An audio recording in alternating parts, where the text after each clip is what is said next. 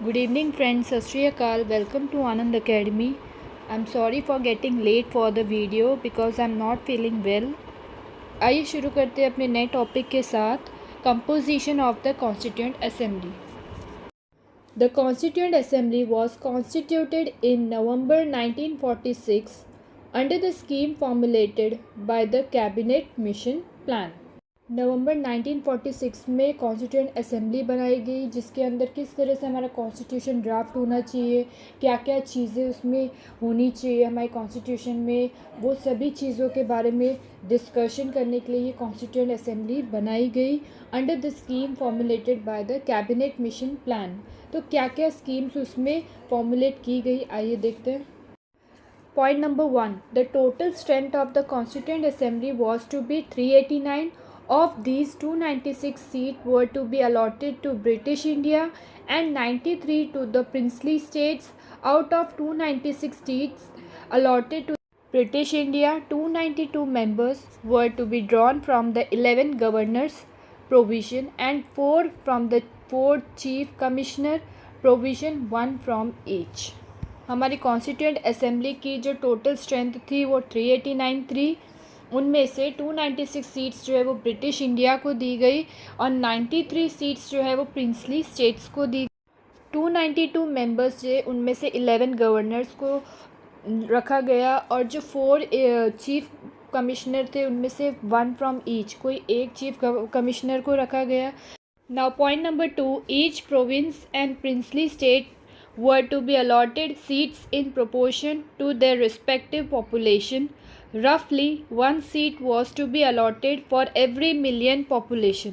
तो इसमें ये बताया गया है कि जो प्रोविंस है मींस जियोग्राफिकली जो स्टेट्स को डिवाइड किया गया है उसके अलग गवर्नमेंट जो है, और हमारे जो प्रिंसली स्टेट मींस जो राजा महाराजाओं का जो स्टेट्स है जिसमें बहुत ही ज़्यादा लार्ज पॉपुलेशन जो है रहती है, तो उनमें से कोई एक ही पर्सन को अलॉट किया जाएगा फॉर द सीट, मतलब उनको एक ही सीट अलॉट की जाएगी उस पूरे स्टेट्स को संभालने के लिए.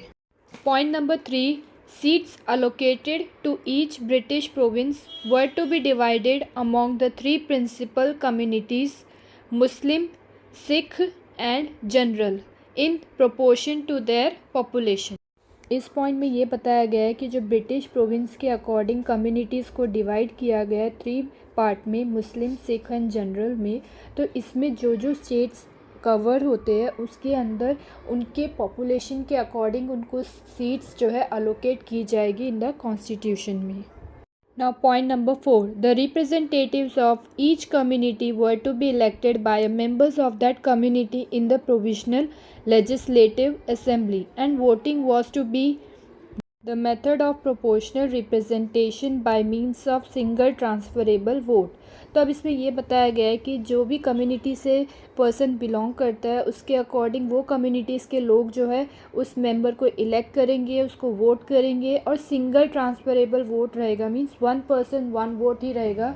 इसमें ऐसा बिल्कुल भी नहीं होगा कि एक पर्सन जो है 2 पार्टीज़ को दो कम्युनिटीज़ को वोट कर रहा है, ऐसा बिल्कुल भी नहीं होगा. वो एक ही किसी कम्युनिटी को वोट दे सकता है, single transferable vote.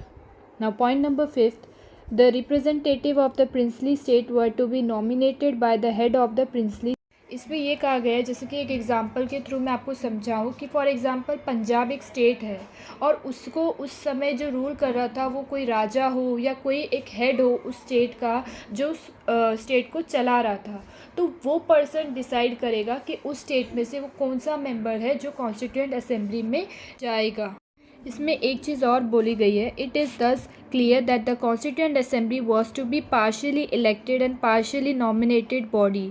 More over the members were to be indirectly elected by the members of the provisional assemblies who themselves were elected on a limited franchise. तो इसमें ये चीज़ बोली गई है कि जैसे कुछ ऐसे स्टेट्स थे जहाँ पे इलेक्शन नहीं होता था उस समय, तो वो वहाँ के स्टेट्स में लोग क्या करते थे, जो हेड था उस प्रिंसली स्टेट का, जो स्टेट को चलाता था, वो पर्सन नॉमिनेट करता था किसी भी एक पर्सन को और उसको भेजता था in the constituent assembly. For example अगर वो पर्सन का कोई डॉटर है या कोई सन है तो वो उसको खड़ा करता था और उसको कॉन्स्टिट्यूएंट असेंबली में भेजता था. और कुछ ऐसे स्टेट्स थे जहाँ पे वोटिंग के आधार पे एक पर्सन को इलेक्ट किया जाता था, जिताया जाता था और उसको कॉन्स्टिट्यूएंट असेंबली में भेजा जाता था। तो ये दो तरह से कॉन्स्टिट्यूएंट असेंबली में लोगों को भेजा जाता था, इसलिए इसको partially elected and partially nominated body कहा गया है। मिलते हैं अपने नेक्स्ट वीडियो में, तब तक के लिए keep on subscribe to my YouTube channel, bell icon को दबाना न भूलें। Good bye.